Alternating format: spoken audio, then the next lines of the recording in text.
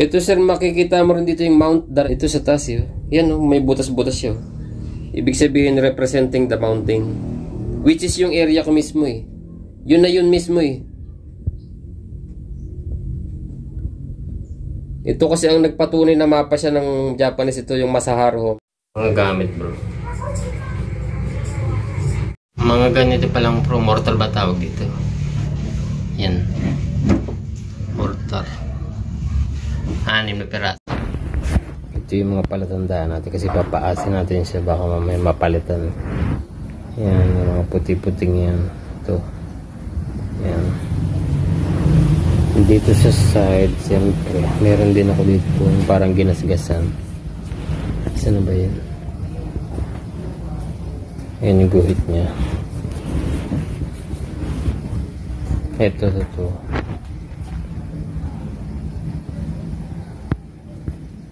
Yan, nakikita mo yan. Meron ako dito parang ginasgas ito.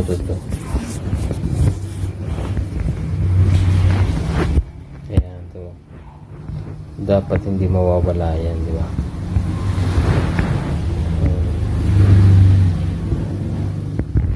Ito bro yung nakuha dun sa bato bro. Sa loob no. Na-examine na rin to ng GIA. Almost ilang piraso rin lang to. So dalawa lang din ang napunta sa akin. So meron na tayong GIA report dito para hindi na naman nila sabihin na fake na naman. Pwede nyo i-check sa GIA yung report number nyan na dyan sa may papeles. Makikita nyo. Na-release kasi yung report na yan February. Pero January pa lang hawak-hawak na namin itong item. So hindi namin alam kung totoo ito. Pero bago ito na-upload sa system, napakatagal.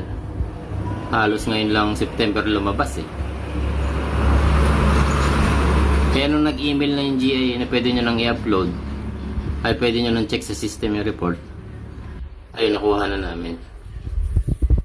Ganito ang legit na ang gold. Yan, ang legit. Yung hilat siya niya, magaspang.